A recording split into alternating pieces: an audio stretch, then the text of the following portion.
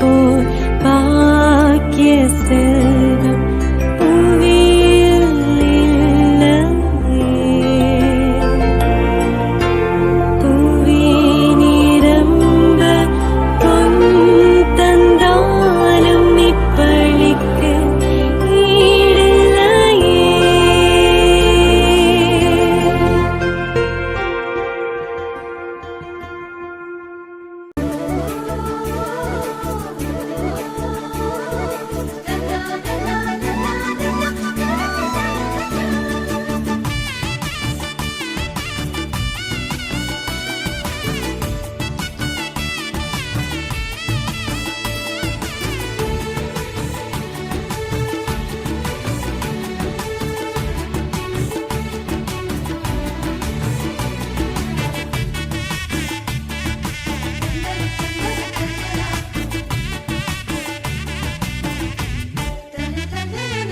புதுமை புரியும் பதுவை புனிதர் அந்தோணியாரே, பொன்பீடம் நின்று குறைகள் போக்கும் கோடி அற்புதரே. புதுமை புரியும் பதுவை புனிதர் அந்தோணியாரே, பொன்பீடம் நின்று குறைகள் போக்கும் கோடி அற்புதரே. குறை தீர்ந்திடவே உம்மை நம்பி வந்தோமே, உம் கோயில் தேடியே தினம் ஜெபித்து நின்றோமே. நல்லது நடக்க நாளுமை கிடைக்க நடம் அருள்வாயே. புதுமை புரியும் பதுவை புனிதர் அந்தோணியாரே, பொன்பீடம் நின்று குறைகள் போக்கும் கோடி அற்புதரே. புதுமை புரியும் பதுவை புனிதர் அந்தோணியாரே.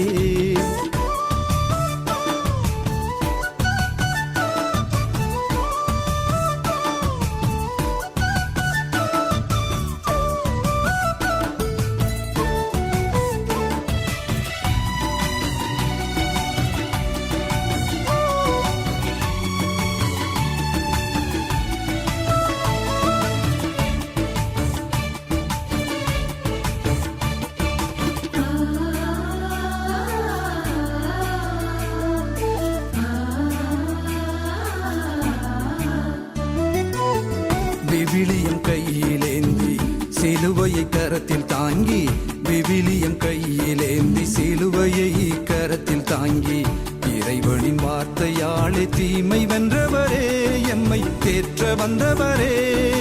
தீமை வென்றவரே, எம்மை தேற்ற வந்தவரே. குழந்தை இயேசுவையே கரங்களில் சுமந்தவரே, குழந்தை இயேசுவையே கரங்களில் சுமந்தவரே. கோடான கோடி மக்கள் கவலைகள் தீர்ப்பவரே. தந்தன தந்தன தந்தன தந்தன தானா தந்தான தான தன்னா தந்தான தான தன்னா தந்தன தந்தன தந்தன தந்தன தந்தன தானா. வீரக்குறிச்சி திருத்தலத்தின் அந்தோணியாரே, பொன்பீடம் நின்று குறைகள் போக்கும் கோடி அற்புதரே. வீரக்குறிச்சி திருத்தலத்தின் அந்தோணியாரே.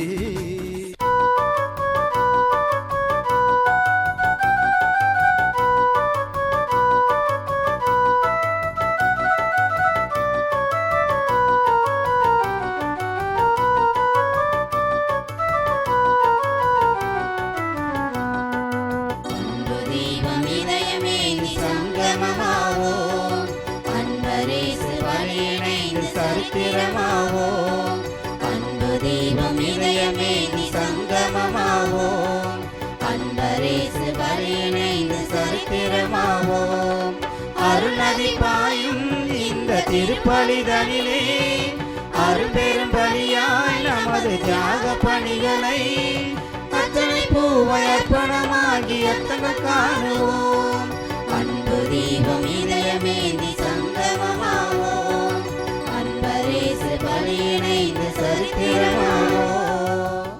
தந்தை மகன் தூயாவியாரின் பெயராலே நம் ஆண்டவராகிய இயேசு கிறிஸ்துவின் அருளும் கடவுளின் அன்பும் தூயாவியாரின் நட்புறவும் உங்கள் அனைவரோடும் இருப்பதாக.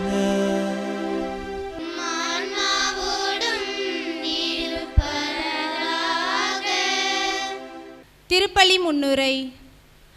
அன்பு நிறைந்த இறைமக்களே, இன்றைய திருப்பலியில் ஆண்டவரின் திருவிருந்தில் பங்கேற்க நாம் ஒன்று கூடியுள்ளோம். நம் வாழ்க்கை பயணத்தில் ஆண்டவர் அளித்த எண்ணற்ற அருளுக்காகவும் ஆசீர்வாதங்களுக்காகவும் நன்றியுடன் இந்த பலியை ஒப்புக்கொடுப்போம். திருச்சபை நமக்கு நினைவூட்டுவது இறைவன் மீது நம்பிக்கை வைத்து வாழும் வாழ்க்கையே உண்மையான ஆசீர்வாதமான வாழ்க்கை என்பதை குறித்து ஆகும். இன்றைய வாசகங்கள் ஆண்டவரின் அன்பிலும் உண்மையிலும் நிலைத்திருக்க நம்மை அழைக்கின்றன. உலகத்தின் சோதனைகள் மற்றும் சிரமங்களின் மத்தியில் கூட இறைவன் நம்மோடு இருக்கின்றார் என்ற நம்பிக்கையை உறுதியாக வைத்திருக்க அழைக்கப்படுகின்றோம். மனிதர்களுக்கிடையே ஒற்றுமை, மன்னிப்பு மற்றும் இரக்க மனப்பான்மையை வளர்க்க வேண்டுமென ஆண்டவர் நமக்கு போதிக்கின்றார். நாம் ஒருவருக்கொருவர் அன்பு செலுத்தும் போதுதான் உண்மையான கிறிஸ்தவ வாழ்க்கையை வாழ முடியும். நமது தினசரி வாழ்வில் பல சவால்கள், துன்பங்கள், மனக்கவலைகள் வந்தாலும் அவற்றின் மத்தியில் இறைவனின் குரலை கேட்டு அவரின் வழியில் நடக்க நாம் அழைக்கப்படுகின்றோம். இன்றைய திருப்பலியில் நமது பங்கில் உள்ள அனைத்து குடும்பங்களுக்காகவும், நோயாளிகள், இளைஞர்கள், கல்வி பயிலும் மாணவர்கள் மற்றும் பல்வேறு தேவைக்காக இறைவனிடம் மன்றாடுவோம். இந்த திருப்பலியில் இணைவோம், இறைவனின் அருளை பெற தயாராகுவோம். இறையேசுவில் பிரியமான சகோதர சகோதரிகளே, புனித அந்தோணியாருடைய அன்பு பக்தர்களே, மாதா தொலைக்காட்சி வழியாக இத்திருப்பலியை காணுகின்ற அன்பு உள்ளங்களே, ஆண்டவர் இயேசு கிறிஸ்து இன்றைய நாளில் ஒரு உண்மையை நமக்கு வெளிப்படுத்துகின்றார். அந்த உண்மை என்னவென்றால், திருச்சட்டத்தையோ இறைவாக்கினர்களோ அழிக்க வரவில்லை, மாறாக நிறைவேற்றவே வந்தேன் என்று குறிப்பிடுகின்றார். நம்முடைய பார்வையிலே சட்டத்தை பார்க்கின்ற போது ஒரு சுமையாகவும் அதை சுமக்க முடியாத அளவுக்கு கட்டுப்பாடாகவும் நினைக்கின்றோம். ஆனால் ஆண்டவருடைய பார்வையிலே இந்த சட்டமானது உள்ளார்ந்த அன்பை நிறைவேற்றுவதில் முக்கியத்துவம் கொடுக்கின்றார். எனவே சட்டங்கள் மனிதனுடைய அன்பை புரிந்து கொள்ள வேண்டும், மனிதனுடைய அன்பை வாழ வைக்க வேண்டும் என்றுதான் சட்டங்களை இறைவன் உரித்தாக்கினார். ஆனால் அதை நாம் ஏற்றுக்கொள்ளாமல் சட்டங்களை புறக்கணித்து ஏதோ ஒரு நோக்கத்திலே வாழ்ந்து கொண்டிருக்கின்றோம். எனவே இன்றைய நாளில் ஆண்டவருடைய கட்டளைகளை கடைபிடித்து அந்த நோக்கத்தோடு வாழ்கின்ற போது நாமும் ஆண்டவரோடு இணைந்து வாழ்கின்றோம். எனவே இந்த தெய்வீக திருப்பலியிலே நம்முடைய பங்கு தந்தைக்காகவும் பங்கின் வளர்ச்சிக்காகவும் குறிப்பாக மாதா தொலைக்காட்சி வளர வேண்டும் என்பதற்காகவும் அதற்காக உழைக்கின்ற அத்தனை அருட்தந்தையர்களையும் பணியாளர்களையும் இறைவன் நிறைவாக ஆசீர்வதிக்க வேண்டும் என்று தெய்வீக திருப்பலியிலே மன்றாடுவோம். சகோதர சகோதரிகளே, தூய மறைநிகழ்வுகளை கொண்டாட தகுதி பெறும் பொருட்டு நம்முடைய குற்றங்கள் குறைகள் இணைத்து மனவருந்தை மன்னிப்பு கேட்போம். எல்லாம் வல்ல இறைவனிடமும் சகோதர சகோதரிகளே உங்களிடமும் நான் பாவி என்று ஏற்றுக்கொள்கிறேன். ஏனெனில் என் சிந்தனையாலும் சொல்லாலும் செயலாலும் கடமையில் தவறியதாலும் பாவங்கள் பல செய்தேன். என் பாவமே, என் பாவமே, என் பெரும் பாவமே. ஆகையால் எப்பொழுதும் கன்னியான புனித மரியாவையும் வானதூதர் புனிதர் அனைவரையும் சகோதர சகோதரிகளே உங்களையும் நம் இறைவனாகி ஆண்டவரிடம் எனக்காக வேண்டிக் கொள்ள மன்றாடுகிறேன். எல்லாம் வல்ல இறைவன் நம் மீது இரக்கம் வைத்து நம் பாவங்களை எல்லாம் மன்னித்து நம்மை நிலை வாழ்வுக்கு அழைத்து செல்வாராக. ஆமென்.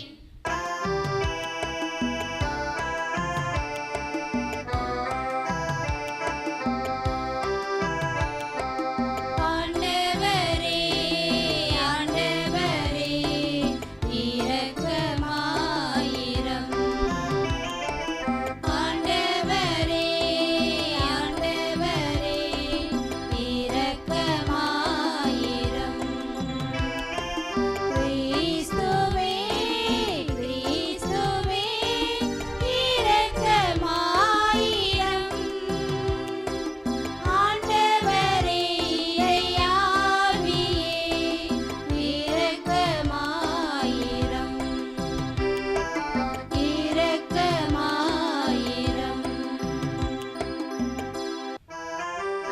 மன்றாடுவோமாக.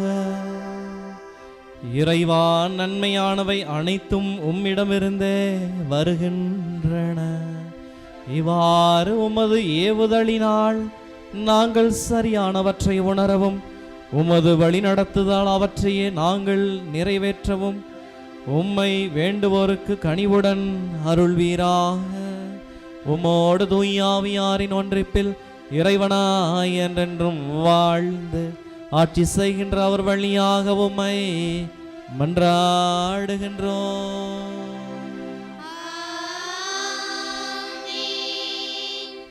முதல் வாசக முன்னுரை. அன்பிற்கிணையவர்களே, இன்றைய முதல் வாசகத்தில் இறைவாக்கினர் எலியா உண்மையான கடவுள் யார் என்பதை இஸ்ரேல் மக்களுக்கு வெளிப்படுத்துகிறார். நம்பிக்கையுடன் இறைவனை அழைக்கும் எவரையும் அவர் கைவிட மாட்டார் என்பதை இந்த வாசகம் நமக்கு உணர்த்துகிறது. கவனமுடன் கேட்போம். அரசர்கள் முதல் நூலிலிருந்து வாசகம். அதிகாரம் 18, இறைத்திரு வசனங்கள் 20-39 முடிய. அந்நாள்களில் ஆகாபு இஸ்ரேல் மக்கள் அனைவரையும் அழைத்தான். பொய் வாக்கினரையும் கர்மேல் மலையில் ஒன்று திரட்டினான். எலியா மக்கள் அனைவர் முன் சென்று, எத்தனை நாள் இருமனதோராய் தத்தளித்து கொண்டிருப்பீர்கள்?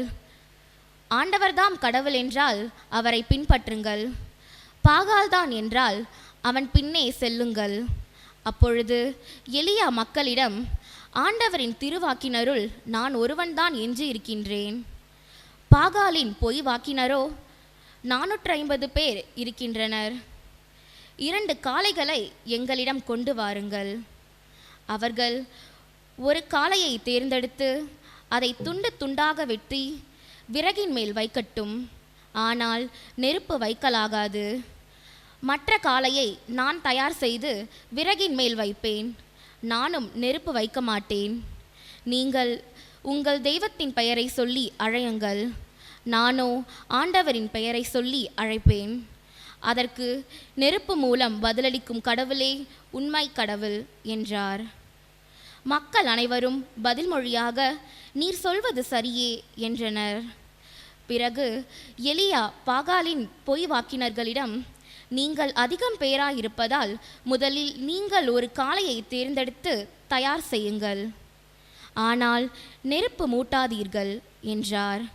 அவ்வாறே அவர்கள் தங்களுக்கு கொடுக்கப்பட்ட காளையை கொண்டு தயார் செய்த பின் காலை முதல் நண்பகல் வரை பாகாலின் பெயரை கூப்பிட்டு, பாகாலே பதில் தாரும் என்று கத்தினர்.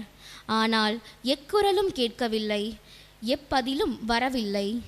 எனவே அவர்கள் தாங்கள் தயார் செய்த பலிபீடத்தை சுற்றி ஆடலாயினர். நண்பகலாயிற்று. எலியா அவர்களை கேலி செய்து, இன்னும் உரத்த குரலில் கத்துங்கள், அவன் ஒரு தெய்வம். ஒருவேளை அவன் ஆழ்ந்த சிந்தனையில் இருக்கலாம், அல்லது ஒதுக்குப்புறம் போயிருக்கலாம், அல்லது பயணம் செய்து கொண்டிருக்கலாம், அல்லது தூங்கிக் கொண்டிருக்கலாம். அவன் விழித்தெழ வேண்டியிருக்கும் என்றார். எனவே அவர்கள் இன்னும் உரத்த குரலில் கத்தினர். தங்கள் வழக்கப்படி வாளினாலும் வேலினாலும் இரத்தம் கொட்டும் வரை தங்களையே கீறி கிழைத்து கொண்டார்கள். பிற்பகல் ஆயிற்று. அவர்கள் மாலை பலி செலுத்தும் நேரம் வரை தொடர்ந்து ஊறிக்கொண்டிருந்தார்கள். ஆயினும் எக்குரலும் கேட்கவில்லை, எப்பதிலும் வரவில்லை. கவனிப்பார் யாரும் இல்லை. அப்போது எலியா எல்லா மக்களையும் நோக்கி, என் அருகில் வாருங்கள் என்றார். மக்கள் அனைவரும் அவர் அருகில் வந்தனர். உடனே எலியா அங்கே இடிந்து கிடந்த ஆண்டவரது பலிபீடத்தை செப்படுத்தினார். உன் பெயர் இஸ்ரேல் என்ற ஆண்டவர் யாக்கோப்புக்கு உரைத்திருந்தனன் பொருட்டு அவர் வழிவந்த குலங்களின் எண்ணிக்கைப்படி எலியா 12 கற்களை எடுத்தார். அக்கற்களை கொண்டு ஆண்டவர் பெயரில் ஒரு பலிபீடத்தை கட்டி அப்பலிபீடத்தை சுற்றிலும் 2 உழவுகால் அகலம் உள்ள வாய்க்காலை வெட்டினார். அதன்பின் விறகு கட்டைகளை அடுக்கி காளையை துண்டு துண்டாக வெட்டி அவற்றின் மேல் வைத்தார். 4 குடங்கள் நிறைய தண்ணீர் கொண்டு வந்து எருபலியின் மேலும் விறகு கட்டைகளின் மேலும் ஊற்றுங்கள் என்றார். அவர் 2ஆம் முறையும் செய்யுங்கள் என்றார். அவர்கள் 2ஆம் முறையும் அவ்வாறே செய்தனர். அவர் 3ஆம் முறையும் செய்யுங்கள் என்றார். அவர்கள் 3ஆம் முறையும் அப்படியே செய்தனர். எனவே தண்ணீர் பலிபீடத்தை சுற்றிலும் ஓடியது. மேலும் வாய்க்காலை அவர் தண்ணீரால் நிரப்பினார். மாலை பலி செலுத்தும் நேரமாயிற்று. இறைவாக்கினர் எலியா பலிபீடத்தின் அருகில் வந்து, ஆபிரகாம், ஈசாக்கு, இஸ்ரேல் என்பவர்களின் கடவுளாகிய ஆண்டவரே, இஸ்ரேலின் கடவுள் நீரே என்றும், இவற்றையெல்லாம் நான் உன் வாக்கின்படியே செய்தேன் என்றும் இன்று விளங்க செய்தருளும்.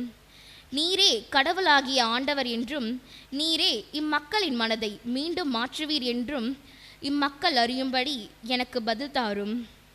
ஆண்டவரே, எனக்கு பதில் தாரும் என்றார். உடனே ஆண்டவரின் நெருப்பு கீழே இறங்கி அந்த எரிபலியையும் விறகு கட்டைகளையும் கற்களையும் மணலையும் சுட்டெரித்து வாய்க்கால் நீரையும் வற்று செய்தது. இதை கண்டவுடன் மக்கள் அனைவரும் முழங்குப்புற விழுந்து, ஆண்டவரே கடவுள், ஆண்டவரே கடவுள் என்றனர். ஆண்டவரின் அருள்வாக்கு. இறைவனுக்கு நன்றி. பதிலுரை பாடல் பல்லவி. இறைவா என்னை காத்தருளும், உம்மிடம் நான் அடைக்கலம் புகுந்துள்ளேன்.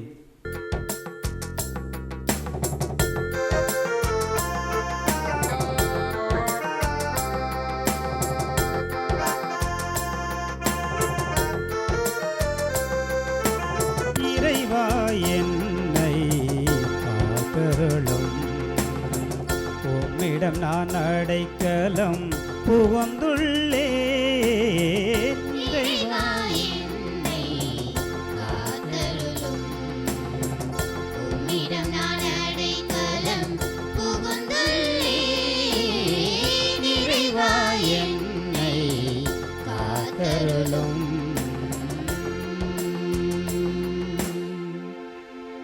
இறைவா என்னை காத்தருளும், உம்மிடம் நான் அடைக்கலம் புகுந்துள்ளேன். நான் ஆண்டவரிடம் நீரே என் தலைவர் என்று சொன்னேன். வேற்று தெய்வங்களை பின்பற்றுவோர் தங்கள் துன்பங்களை பெருமை கொள்வர். அவற்றுக்கு செலுத்தப்படும் இரத்த பலிகளில் நான் கலந்து கொள்வேன்.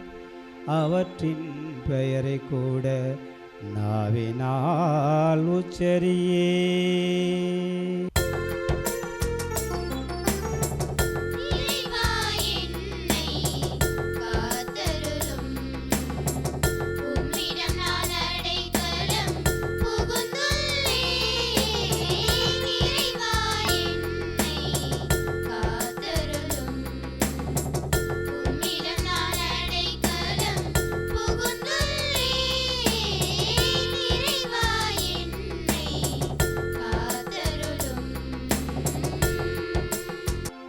ஆண்டவர் தாமே என் உரிமை சொத்து,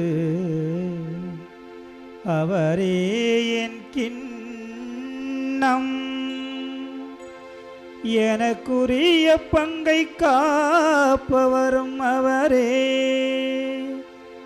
ஆண்டவரை எப்போதும் என் கண்முன் வைத்துள்ளே. அவர் என் வலப்பக்கம் உள்ளார், எனவே நான் அசையுரே.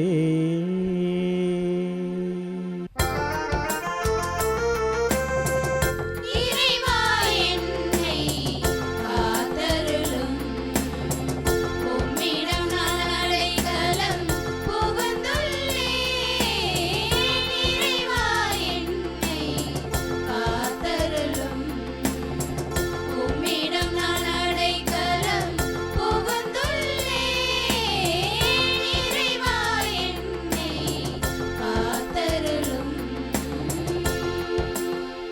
வாழ்வின் வழியை நான் அறிய செய்வி.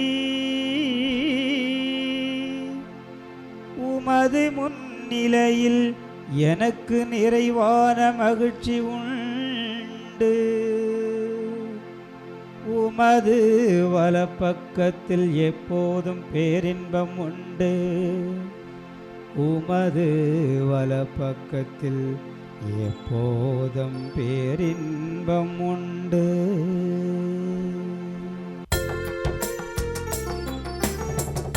இறைவா என்னை காத்தருளும். உம்மிடம் நான் அடைக்கலம் புகுந்துள்ளேன். இறைவா என்னை காத்தருளும்.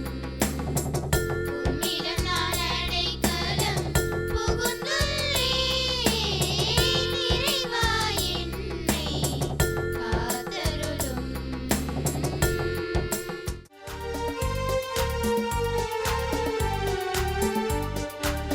அல்லேலூயா அல்லேலூயா அல்லேலூயா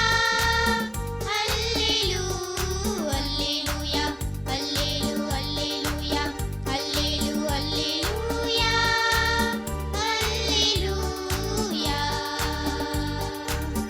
அல்லேலூயா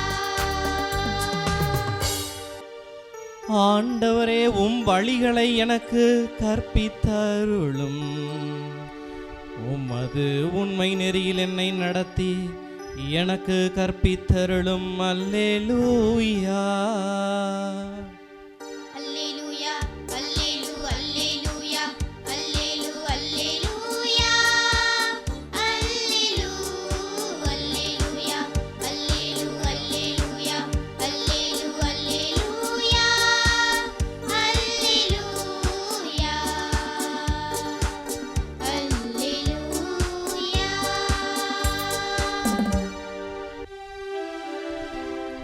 ஆண்டவர் உங்களோடு இருப்பாராக. உம் ஆன்மாவோடும் இருப்பாராக. மத்தேயு எழுதிய தூய நற்செய்தியிலிருந்து வாசகம். ஆண்டவரே, மாட்சி உமக்கே. அக்காலத்தில் இயேசு தம் சீடரை நோக்கி கூறியது: திருச்சட்டத்தையோ இறை வாக்குகளையோ நான் அழிக்க வந்தேன் என நீங்கள் எண்ண வேண்டாம். அவற்றை அழிப்பதற்கல்ல, நிறைவேற்றுவதற்கே வந்தேன். விண்ணும் மண்ணும் ஒளிந்து போகும் முன் திருச்சட்டம் யாவும் நிறைவேறும். அதன் ஒரு சிற்றெழுத்தோ ஒரு புள்ளியோ ஒழியாது என உறுதியாக உங்களுக்கு சொல்கின்றேன். எனவே இக்கட்டளைகளில் மிக சிறியது ஒன்றையேனும் மீறி அவ்வாறே மக்களுக்கும் கற்பிக்கிறவர் விண்ணரசில் மிக சிறியவர் என கருதப்படுவார். இவை அனைத்தையும் கடைபிடித்து கற்பிக்கிறவரோ விண்ணரசில் பெரியவர் என கருதப்படுவார். ஆண்டவரின் அருள்வாக்கு. கிறிஸ்துவே, உமக்கு புகழ். Praise the Lord. Praise the Lord. இயேசுவுக்கே புகழ், இயேசுவுக்கே நன்றி, இயேசுவுக்கே மகிமை. மரியே வாழ்க. புனித அந்தோணியாரே, எல்லாம் நல்லா இருக்கீங்களா? Very good. இன்னைக்கு வாசகம் படிக்கிறத கேட்டிருப்பீங்க. பெரிய வாசகமாக இருந்திருக்கும், அப்படி தானே? ஏதாவது புரிஞ்சிச்சா? எங்கே பாதாரும் ஒன்றுமே புரியலை அப்படின்னு தெரிஞ்சிருக்கும். ஆனால் இன்னைக்கு முதல் வாசகமும் சரி, இன்னைக்கு படித்த நற்செய்தி வாசகத்திற்கும் தொடர்பு நிறைய இருக்கிறது. அப்படி பார்க்கின்ற பொழுது நம்முடைய சிந்தனைக்கு முதல் வாசகத்தை எடுத்துக்குவோம். அது ஒரு அருமையான ஒரு நிகழ்வு. என்ன நிகழ்வு அப்படின்னு பார்த்தா, எலியா என்ன செய்கிறாரு? உண்மை கடவுளை, அந்த பாகால் தெய்வத்தை வணங்குகின்ற மக்களுக்கு வெளிப்படுத்துகிறார். சூப்பராக சொன்னார். அந்த கடவுள் விண்ணிலிருந்து, வானத்திலிருந்து நெருப்பை தந்து எரிபலிகளை எரிகின்ற நெருப்பு வழியாக அதை கடவுளுக்கு பலி செலுத்துகின்ற அந்த நிகழ்வை பாகால் குரூப்பை சேர்ந்த ஒருத்தர் அப்படியே எல்லாரும் வேண்டுறாங்க. பாகால் தெய்வத்திட்ட வேண்டுறாங்க. அப்போ அவங்களுக்கு நெருப்பு வானத்திலேருந்து வரவே இல்லை. ஆனால் எலியா வேண்டுகிறார், உடனடியாக நெருப்பு வானத்திலிருந்து வந்து அந்த பலிபீடத்தில் வைக்கப்பட்டிருந்த பலிபொருளை எரிக்கின்றது. அதை தான் இன்னைக்கு முதல் வாசகத்தில் படிக்க கேட்டோம். இதை பாகால் தெய்வம்னா என்ன? பாகால் தெய்வம்னு பல திருப்பு இந்த பூசையில் இப்போ சொல்லியிருப்பாங்க, இல்லை விவிலியத்தில் வருகும். பாகால் தெய்வம்னா என்னது, அது எப்படி இருக்கும் அப்படின்னு கேட்டிங்க அப்படின்னா, கானானியர்கள் பழைய ஏற்பாட்டு காலத்தில் கானானியர்கள் எல்லாரும் இந்த பாகால் தெய்வத்தை தங்களுடைய தெய்வமாக எண்ணினார்கள். எங்கே இருந்தாலும் பாகால் தெய்வம் தான் அப்படின்னு. அப்போ அந்த பாகால் தெய்வத்தை அவர்கள் மழை, இடி, மின்னல், இன்னும் விவசாயத்திற்கான கடவுள் பாகால் என்று சொல்லி அவர்கள் தங்களுடைய வாழ்விலே எண்ணிக்கொண்டிருந்தார்கள். இதை யாரா அந்த பாகால் தெய்வத்தை இந்த மக்கள் மனசில் புகுத்துறது அப்படின்னு ஒரு கேள்வி நம்மக்கிட்ட வரும். இப்போ வந்து இயேசு யாருன்னு நமக்கு மனசில் புகுத்துனதுன்னா யார்? நம்ம திருத்தூதர்கள், வழித்தோன்றல்கள் அப்படின்னு சொல்லலாம், நம்முடைய மூதாதையர்கள் சொல்லலாம். அதுபோல் இந்த பாகால் வழிபாடு அப்படிங்கிறத யார் புகுத்துனதுன்னு பார்த்தா, இந்த முதல் வாசக துவக்கத்தில் பார்த்தீங்க, ஆகாபு மன்னன் அவனும் அவனுடைய மனைவி எசபேலும் 2 பேரும் சேர்ந்து இஸ்ரேல் மக்களுடைய மனசில் இந்த பாகாலை வழிபடுகின்ற வழியை தூண்டி விடுகிறார்கள். ஆனால் உண்மை கடவுள் அது வல்ல என்பது அவர்களுக்கு தெரியவில்லை. காரணம் என்ன அப்படின்னா, அவர்கள் மூளை மழுங்கி போய்விட்டது. எதை செய்வது என்று தெரியாமல், எப்படி முடிவெடுப்பது என்று தெரியாமல், ஒரு நடுநிலையாய் கூட இல்லாமல் அவர்கள் யோசிப்பதை தன்மையற்று விளங்கி இருக்கிறார்கள். அப்படி பார்க்கிற பொழுது இந்த நெருப்பினுடைய இறையியலை பற்றி சொல்லலாம். நெருப்பில் வந்து ஒரு இறையியல் கருத்தை எப்படி சொல்லலாம் அப்படின்னு பார்த்தா, இந்த நெருப்பு வந்து பாகால் தெய்வத்தினுடைய அடையாளமாக இருக்கிறது. அதனால தான் இந்த பழிபொருளை வச்சு பழி பீடத்தில் பழிபொருளை வச்சுட்டு வானத்திலிருந்து 2 பேர் வேண்டுவோம். பாகாலை சேர்ந்த குரூப்பு எல்லாருமே சேர்ந்து வேண்டுறாங்க, அந்த குழு எல்லாரும் சேர்ந்து வேண்டுறாங்க. ஆனால் நெருப்பு வரல வானத்திலிருந்து. ஆனால் எலியா வேண்டுகின்ற பொழுது உடனடியாக நெருப்பு வந்து அந்த பலிபீடத்தில் வைக்கப்பட்டிருக்கின்ற எரிபொருளை எரித்து விடுகின்றது. அப்போ நெருப்பு வந்து இந்த பாகாலினுடைய அடையாளமாக இருக்கிறது. ஆனால் இந்த நெருப்பு வழியாக எலியா அந்த பாகால் குழுவிற்கு சவால் விடுகிறார். இது அந்த இறையியலுடைய பின்னணி, இந்த வருகின்ற காரணிகள். அப்போ அவங்கெல்லாம் பொழுதன்னைக்கு வேண்டி பார்த்துட்டு ஒன்றுமே பண்ணலை, உடம்புல விட்டு கத்தியால் கிழிச்சுக்கிட்டு ரத்தத்தெல்லாம் வெளியில் வர வச்சு, பாகாலே நெருப்பை கொடுங்க அப்படின்னு கடவுளை பார்த்து அப்படி வேண்டுகின்ற பொழுது ஒன்றுமே நடக்கலை. அமைதி. அதான் பெரிய ஏமாற்றம் அவர்களுக்கு வந்துடுச்சு. பாகாலை நம்பி சென்ற அவர்களுக்கு ஏமாற்றம் ஏற்படுகிறது. ஆனால் அங்கே நேரம் ஆன பிறகு இந்த பாகால் தெய்வத்திற்கு முற்றுப்புள்ளி வைக்கின்ற வண்ணம் எலியா தன்னுடைய பாணியில் இறைவனை தொழுகிறார். ரொம்ப சிம்பிளாக தான் வேண்டுறாரு, பயங்கரமாக அப்படின்லாம் வேலை. ஆனால் நம்பிக்கையோடு வேண்டினார். அது வேண்டதுக்கு முன்னாடி 12 கற்களை எடுத்து பலிபீடத்தை அமைத்தார் என்று சொல்லி வாசிக்க கேட்டோம். அந்த ஏன் அந்த 12 கற்கள் அப்படின்னு நம்ம யோசிச்சு பார்த்தோம் அப்படின்னா, இந்த இஸ்ரேல் மக்களிடையே 12 கோத்திரங்கள் இருந்தன. அந்த 12 கோத்திரங்களும் ஒவ்வொருத்தரும் ஒவ்வொரு விதமாக அங்கங்கே அப்படியே பிரிஞ்சு அப்படியே இருந்துட்டாங்க. இவர்கள் எல்லோரையும் ஒன்று சேர்க்க வண்ணம் எலியா வந்தார், பலிபீடத்தை அமைத்தார். அதை ஒன்று சேர்க்கின்ற மறைபொருள் தான் 12 கற்கள். 12 கோத்திரங்களை ஒன்று சேர்க்கின்ற ஒன்றாக இது இருக்கின்றது. இது அதோடு மட்டுமல்ல, இது கடவுளுடைய உடன்படிக்கையின் ஒரு நிகழ்வாகவும் இருக்கிறது. கடவுளோடு இது ஒரு மேஜிக் கிடையாது. உடனே டக்குன்னு வந்து நெருப்பு பற்றி அந்த பலிபீடத்திலே பலிபொருளை எரிப்பது மேஜிக் கிடையாது. ஆனால் கடவுள் தம் இஸ்ரேல் மக்கள் மீது கொண்டிருந்த உண்மையான அன்பை வெளிப்படுத்துகின்ற வண்ணம் அமைந்த ஒரு நிகழ்வு. இதை ஒரு அழைப்பு என்று சொல்லலாம், இறையியல் அழைப்பு என்று இதை அதை காரணம் காட்டி சொல்லலாம். இதெல்லாம் வந்து இறையியல் ரீதியாக நான் சொன்ன கருத்து. இதெல்லாம் இப்போ நம்முடைய மறையுரை சிந்தனைக்கு ஒரு சில கருத்துக்களை முதல் வாசக பகுதியிலேருந்து எடுத்துக்குவோம். அப்படின்னு பார்த்தா, முதல்ல நம்ம எல்லாருக்கும் ஒன்று இருக்குது. என்ன அப்படின்னா, தள்ளாடும் மனநிலை. எதை தேர்ந்தெடுக்கிறது, எது சரியானது அப்படின்னு தேர்ந்தெடுப்பதற்கு தள்ளாடுது நம்முடைய மனநிலை. அது போகிறதா, இங்கே போகிறதா, இது சரியாக இருக்குமா, அது சரியாக இருக்குமா. ஒரு சாதாரணமாக நம்ம பயன்படுத்துகின்ற அந்த தொலைபேசியில் இருக்கின்ற சிம் கார்டு சொல்கிறோம்ல, எந்த நெட்வொர்க்கை பயன்படுத்துறது, நம்ம ஊரில் இருந்தால் எந்த நெட்வொர்க்கு எடுக்கும் அப்படின்னு பார்க்குறோம்ல. அதுபோல் தள்ளாடும் மனநிலை, நமக்கு எது சரியானவற்றை தேர்ந்தெடுக்கிறோம் அல்லவா, அதுபோல எல்லாவற்றிலும் இருக்க வேண்டும். அந்த தள்ளாடுகின்ற மனநிலை நம்மளிடம் இருக்கிறது. இதே தான் இஸ்ரேல் மக்களிடம் இருந்தது. ஆகாபு மன்னனிடமும் அவருடைய மனைவியிடம் அதிகமாக இருந்தது. ஆகவே அவர்கள் தங்களுடைய வாழ்விலே ஒரு தள்ளாடும் மனநிலையில் இருப்பதனால் உண்மை கடவுளை புரிந்து கொள்வதற்கான வாய்ப்பு அவர்களுக்கு ஏற்பட்டிருந்தும் உணர முடியாத ஒரு மந்த நிலையும் இருந்தது. இரண்டாவதாக பார்க்கின்ற பொழுது போலித்தனத்தில் எப்போதும் மௌனம்தான் நிகழும். போலித்தனத்தில் எப்போதும் மௌனம்தான் நிகழும். இது என்னது அப்படின்னு பார்க்கலாம். இவங்க எல்லாரும் காலையிலேருந்து மனசுக்குள்ளே வேண்டிக்கிட்டு இருக்காங்க, பாகால் பாகால் வந்து நெருப்பை அந்த பலிபீடத்தில் உள்ள பலிபொருளை எரிப்பாங்க அப்படின்னு.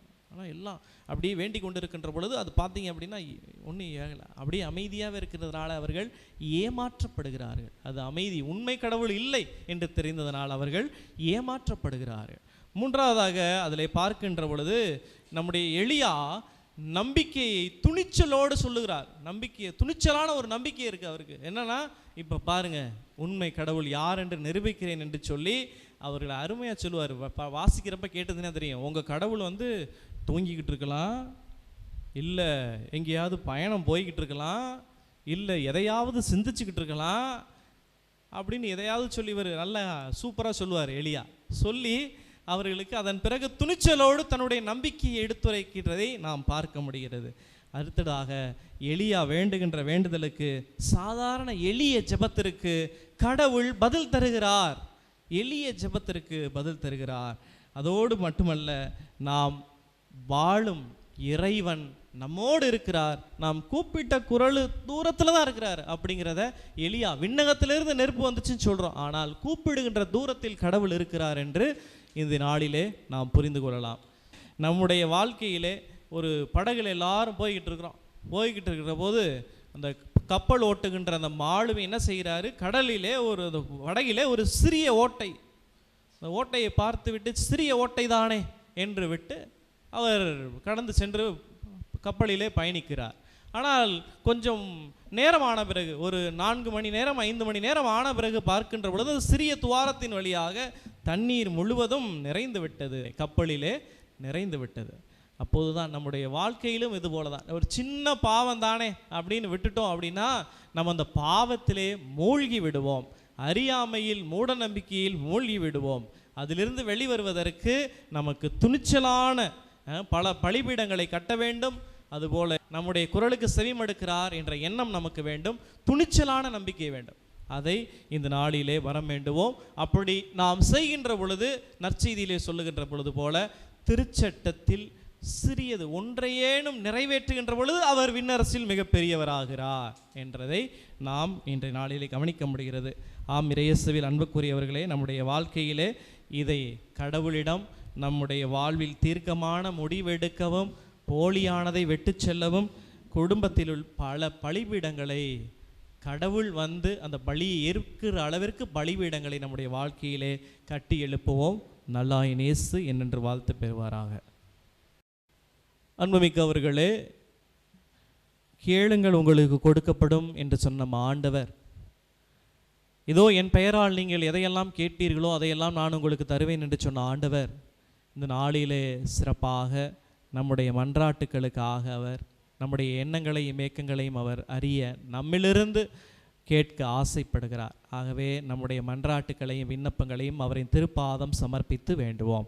உலகமெங்கும் பரவியிருக்கும் திருச்சபையை, திரு அவையின் தலைவர்கள், பணியாளர்கள் வழியில் நற்செய்தி பணியாற்றிடவும், மக்களோடு சமூக வாழ்வில் தம்மை இணைத்து கொண்டு ஆண்டவரின் அருளாலும் தூய ஆவியின் வழிநடத்துதலாலும் காத்தருள வேண்டுமென்று இறைவா உம்மை மன்றாடுகிறோம். ஆண்டவரே, எங்கள் மன்றாட்டை கேட்டருளும். எம் நாட்டை ஆளும் தலைவர்கள், அதிகாரிகள் நாட்டின் வளங்களையும் வாழ்வாதார திட்டங்களையும் தொண்டு உள்ளத்தோடு செயல்படுத்தி ஆட்சி புரிய ஞானத்தையும் நீதியையும் அருள வேண்டுமென்று இறைவா உம்மை மன்றாடுகிறோம். ஆண்டவரே, எங்கள் மன்றாட்டை கேட்டருளும். இயற்கை வளங்களை பாதுகாக்கும் மனப்பான்மையை அனைவருக்கும் அருளி மழை, விளைச்சல் மற்றும் சுற்றுச்சூழல் செழிக்க ஆண்டவர் துணை நிற்க வேண்டுமென்று இறைவா உம்மை மன்றாடுகின்றோம். ஆண்டவரே எங்கள் மன்றாட்டை கேட்டருளும். இளைஞர்கள், இளம்பெண்கள் மற்றும் குழந்தைகள் நல்லொழுக்கத்திலும் கல்வியிலும் விசுவாசத்திலும் வளர்ந்து சமுதாயத்திற்கு ஒளியாக வாழ ஆண்டவர் அவர்களை வழிநடத்த வேண்டுமென்று இறைவா உம்மை மன்றாடுகிறோம். ஆண்டவரே எங்கள் மன்றாட்டை கேட்டருளும். எங்கள் பங்கு மக்கள் எல்லாம் ஒற்றுமையுடனும் இறை பக்தியுடனும் வாழவும், ஒருவருக்கொருவர் அன்பு செலுத்தும் மனதை பெறவும், குடும்பத்தில் அமைதி மகிழ்ச்சி நிறையவும், உள்ளத்தின் தேவைகள் உமதருளால் சந்திக்கப்படவும் அருள் புரிய வேண்டுமென்று இறைவா உம்மை மன்றாடுகிறோம். ஆண்டவரே எங்கள் மன்றாட்டை கேட்டருளும். மாதா டிவி குழுவினரின் பணிகளை ஆண்டவர் ஆசிர்வதித்து அவர்கள் ஊடக பணியின் மூலம் இறை செய்தியை மக்களிடம் கொண்டு செல்லும் அருளையும் ஆரோக்கியத்தையும் அருள வேண்டுமென்று இறைவா உம்மை மன்றாடுகிறோம். ஆண்டவரே எங்கள் மன்றாட்டை கேட்டருளும். நம் ஒவ்வொருவரின் தனிப்பட்ட விண்ணப்பங்களை மௌனமாக ஆண்டவரின் திருப்பாதம் சமர்ப்பித்து வேண்டுவோம். எங்களை நேசித்து பாதுகாத்து பராமரித்து வழிநடத்துகின்ற அன்பு இறைவா, இதோ இந்த நாளிலே நாங்கள் அனைவரும் உம்மிடம் சமர்ப்பித்த எல்லா மன்றாட்டுகளையும், எங்களுடைய தனிப்பட்ட விண்ணப்பங்களையும் வேண்டுதல்களையும், எங்களுடைய கஷ்டங்களையும் கவலைகளையும், சொல்ல முடியாத கஷ்டங்களையும் உம் பாதம் இறக்கி வைத்து ஜெபித்திருக்கிறோம்.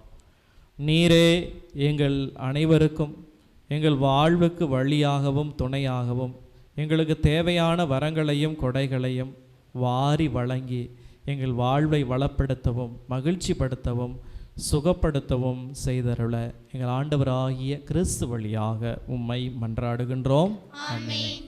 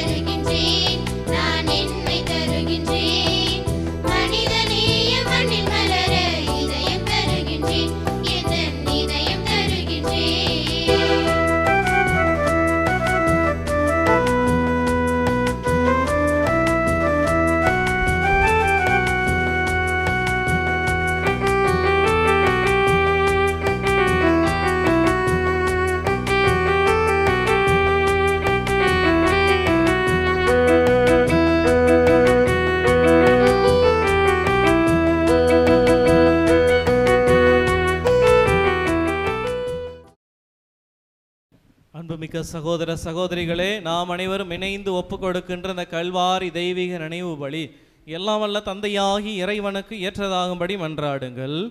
அவர் தம் திருப்பெயரின் புகழ்ச்சிக்காகவும் ஆட்சிக்காகவும் நமது நன்மைக்காகவும் புனித திரு அவை அனைத்து நலன்களுக்காகவும் உமது கையில் இருந்து பலியை ஏற்றுக்கொள்வாராக. ஆண்டவரே, இரக்கத்துடன் எங்கள் பணியை கண்ணோக்கியருள உம்மை வேண்டுகின்றோம். அதனால் நாங்கள் உமக்கு ஒப்பு கொடுக்கும் இக்காணிக்கை உமக்கு ஏற்றதாகி எங்கள் அன்பை வளர்ப்பதாக எங்கள் ஆண்டவராகிய கிறிஸ்து வழியாக உம்மை மன்றாடுகின்றோம்.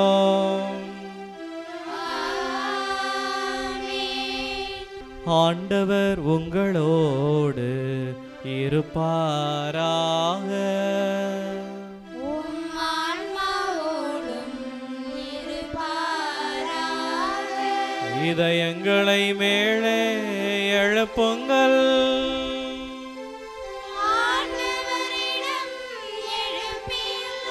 நம் இறைவனாகிய ஆண்டவருக்கு நன்றி கூறுவோம்.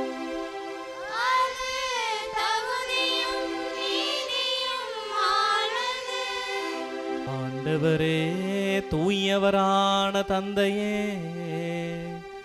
என்றும் உள்ள எல்லாம் வல்ல இறைவா, எந்நாளும் எவ்விடத்திலும் நாங்கள் உமக்கு நன்றி செலுத்துவது மெய்யாகவே தகுதியும் நீதியுமாகும். எங்கள் கடமையும் மீட்புக்குரிய செயலுமாகும்.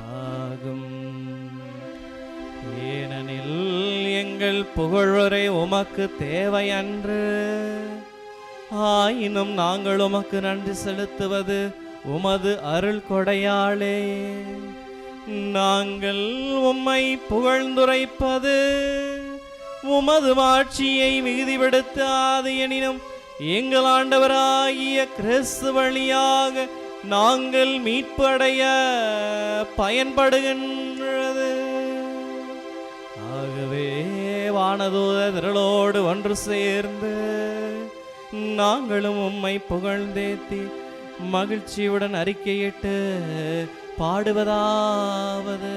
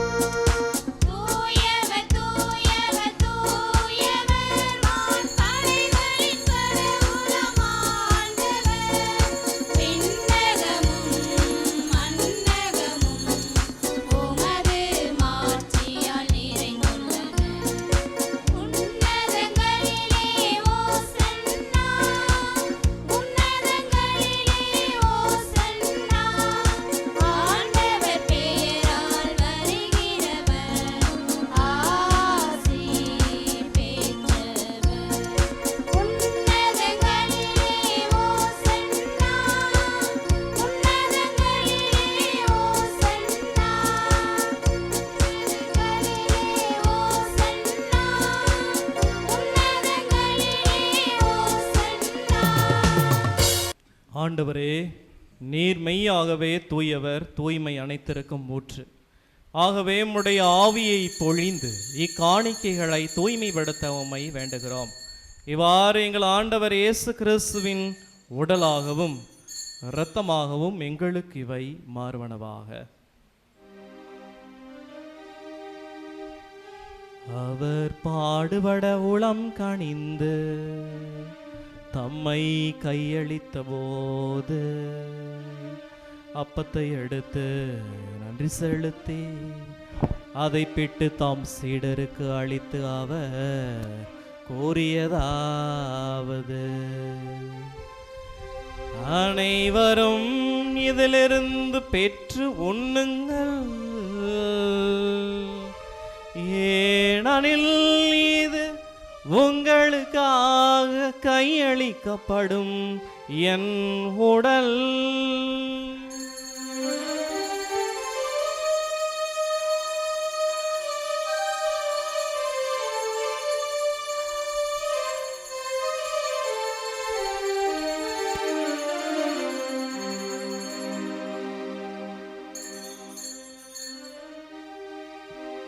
அவ்வண்ணமே இரவு விருந்தை அருந்திய பின் கிண்ணத்தை எடுத்து மீண்டும் உமக்கு நன்றி கூறி தாம் சீடருக்கு அளித்து அவர் கூறியதாவது: அனைவரும் இதிலிருந்து பெற்று பருகுங்கள்,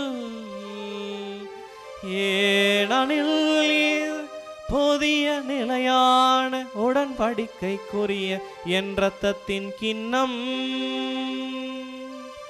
இது பாவ மன்னிப்புக்கென்று உங்களுக்காகவும் பலருக்காகவும் சிந்தப்படும். இதை என் நினைவாக செய்யுங்கள்.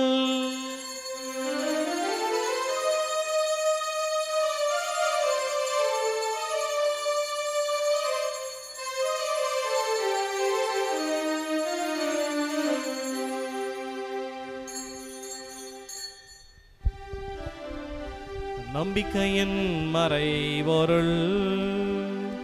ஆண்டவரே, நீர் வருமளவும் உமது இறப்பினை அறிக்கையிடுகின்றோம். உமது உயிர்ப்பினையும் எடுத்துரைக்கின்றோம். ஆகவே ஆண்டவரே, நாங்கள் கிறிஸ்துவின் இறப்பினையும் உயிர்ப்பினையும் நினைவு கூர்ந்து வாழ்வு தரும் அப்பத்தையும் மீட்பளியும் கிண்ணத்தையும் உமக்கு ஒப்பு கொடுக்கின்றோம். உம் திருமுனின்று உமக்கு ஊழியம் புரிய தகுந்தவர்களை எங்களை ஏற்றுக்கொண்டீர். எனவே உமக்கு நன்றி செலுத்துகின்றோம். மேலும் கிறிஸ்துவின் உடலிலும் இரத்தத்திலும் பங்கு கொள்ளும் எங்களை தூய ஆவியார் ஒன்று சேர்க்க வேண்டுமென உம்மை தாழ்மையுடன் மன்றாடுகிறோம். ஆண்டவரே, உலகெங்கும் பரவி இருக்கும் உமது திரு அவையை நினைவு கூர்ந்தருளும். எங்கள் திருத்தந்தை லியோ, எங்கள் ஆயர் சகாயராஜ், எல்லா திருநிலையினராக அனைவரோடும் உமது திரு அவை அன்பில் நிறைவு பெறச் செய்தருளும். இன்று யாருக்காக நாங்கள் ஜெபிக்கின்றோமோ அவர்களையும், எங்களுடைய ஜெபங்கள் யாருக்கெல்லாம் தேவைப்படுகின்றதோ அவர்களையும், எங்களுடைய ஜெபங்களை யாரெல்லாம் எதிர்பார்க்கின்றார்களோ அவர்களுக்கு நிறைவான ஆசிரை பொழிய உமை இறைஞ்சி மன்றாடுகின்றோம். மேலும் உயிர்த்தெழும் எதிர்நோக்குடன் துயில் கொள்ளும் எங்கள் சகோதர சகோதரிகளையும் இறந்தோர் அனைவரையும் இரக்கத்துடன் நினைவு கூர்ந்து உமது திருமுக ஒளியினுள் ஏற்றருளும். எங்கள் அனைவர் மீதும் இரக்கமாகிரும். கடவுளின் கன்னி தாயான புனித மரியா, அவருடைய கணவரான புனித சூசையப்பர், புனித திருத்தூதர்கள், எங்கள் ஊரின் பாதுகாவலர் பதுவை அந்தோணியார், இவ்வுலகில் உமக்கு உகந்தவராயிருந்தோர் ஆகிய புனிதர் அனைவருடனும் நாங்கள் நிலைவாழ்வில் பங்கு கொள்ளும் தகுதி பெற்று உம் திருமகன் இயேசு கிறிஸ்து வழியாக உம்மை புகழ்ந்தேத்து வரமருள உம்மை மன்றாடுகின்றோம்.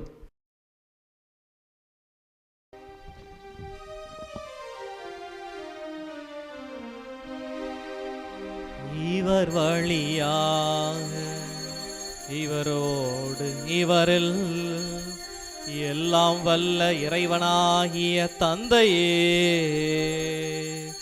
தூய ஆவியாரின் ஒன்றிப்பில் எல்லா புகழும் ஆட்சியும் என்றென்று உமக்கு உரியதே. ஆமென், ஆமென், ஆமென். மீட்பரின் கட்டளையால் கற்பிக்கப்பட்டு இறை வடிப்பினையால் பயிற்சி பெற்ற நாம் அனைவரும் இன்னக தந்தையிடம் மன்றாடுவோம். விண்ணுலகில் இருக்கின்ற எங்கள் தந்தையே, உமது பெயர் தூயதென போற்ற பெருக. உமது ஆட்சி வருக. உமது திருவுளம் விண்ணுலகில் நிறைவேறுவது போல மண்ணுலகிலும் நிறைவேறுக. எங்கள் அன்றாட உணவை இன்று எங்களுக்கு தாரும். எங்களுக்கு எதிராக குற்றம் செய்தோரை நாங்கள் மன்னிப்பது போல எங்கள் குற்றங்களை மன்னியும். எங்களை சோதனைக்கு உட்படுத்தாதேயும், தீமையிலிருந்து எங்களை விடுவித்தருளும். ஆண்டவரே, தீமை அனைத்திலிருந்தும் எங்களை விடுவித்து எங்கள் வாழ்நாளில் அமைதியை கனிவுடன் அருளமை மன்றாடுகிறோம். அது இரக்கத்தின் உதவியால் நாங்கள் பாவத்திலிருந்து எப்போதும் விடுதலை பெற்று யாதொரு கலக்கமும் இன்றி நலமாயிருப்போமாக. நாங்கள் எதிர்நோக்கி இருக்கும் பேரின்பத்திற்காகவும் மீட்பராகி இயேசு கிறிஸ்துவின் வருகைக்காகவும் காத்திருக்கின்றோம். ஏனெனில் ஆட்சியும் வல்லமையும் ஆட்சியும் என்றென்றும் உமதே. ஆண்டவரே இயேசு கிறிஸ்துவே, அமைதியை உங்களுக்கு விட்டு செல்லுகிறேன், என் அமைதியை உங்களுக்கு அளிக்கிறேன் என்று உம் திருத்தூதர்களுக்கு மொழிந்தீரே. எங்கள் பாவங்களை பாராமல் உமது திரு அவையின் நம்பிக்கையை கண்ணோக்கி உமது திருவுளத்திற்கு ஏற்பதற்கு அமைதியையும் ஒற்றுமையையும் அளித்தருள்வீராக. என்றென்றும் வாழ்ந்து ஆட்சி செய்கின்றவர் நீரே. ஆமென். ஆண்டவர் இயேசு கிறிஸ்துவினுடைய அமைதி உங்கள் அனைவரோடும் இருப்பதாக. உம் ஆன்மாவோடும் இருப்பாராக. ஒருவருக்கொருவர் கிறிஸ்து இயேசு தந்த அமைதியை மற்றவரோடு பகிர்ந்து மகிழ்வோம்.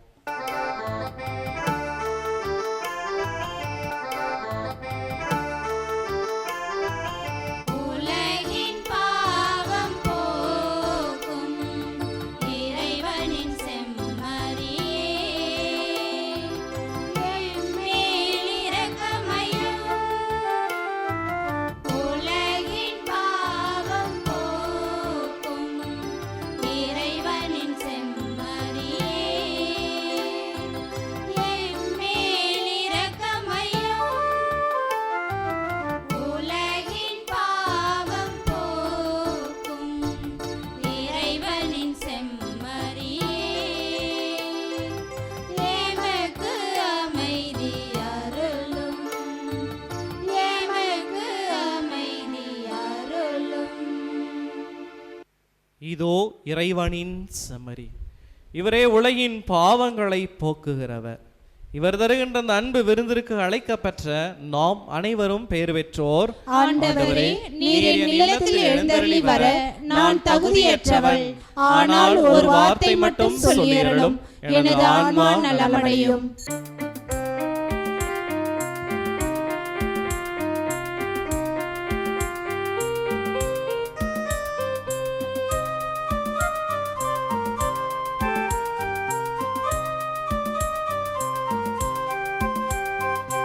உன்னோடு நானும் விருந்து உண்பேன், உன்னில்லம் நானும் வந்து தங்குவேன். உன் நெஞ்சில் எனக்கொரு இடம் தருவாயா, என்னை நீயும் அன்பு செய்வாயா. உன் நெஞ்சில் எனக்கொரு இடம் தருவாயா, என்னை நீயும் அன்பு செய்வாயா. உன்னோடு நானும் விருந்து உண்பேன், உன்னில்லம் நானும் வந்து தங்குவேன்.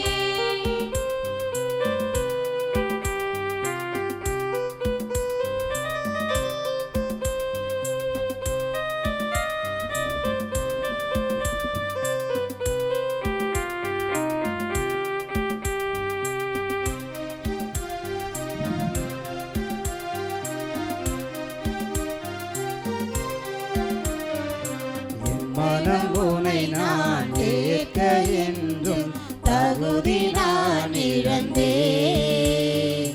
எனினும் என்னை நீ தேடி என்று என்னெல்லாம் வந்தாயே.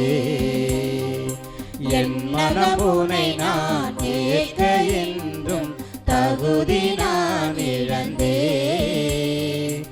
எனினும் என்னை நீ தேடி என்று என்னெல்லாம் வந்தாயே. நன்றி கோரி மன்றாடுவோமாக. ஆண்டவரே, நலமளிக்கும் உமது செயல் எங்களை தீயின் ஆட்டங்களிலிருந்து விடுவிக்க உம்மை வேண்டுகின்றோம். இவை எங்களை நேரிய வழியில் நடத்தி செல்ல கனிவுடன் அருள்வீராக. எங்கள் ஆண்டவராகிய கிறிஸ்து வழியாக உம்மை மன்றாடுகின்றோம். ஆண்டவர் உங்களோடு இருப்பாராக.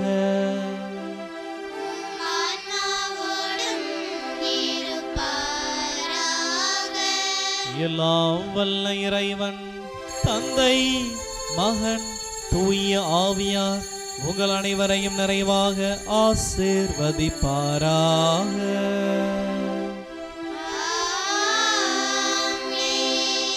நம் புனிதரின் பரிந்துரையில் என்று வாழ சென்று வாருங்கள், திருப்பலி நிறைவேறிற்று.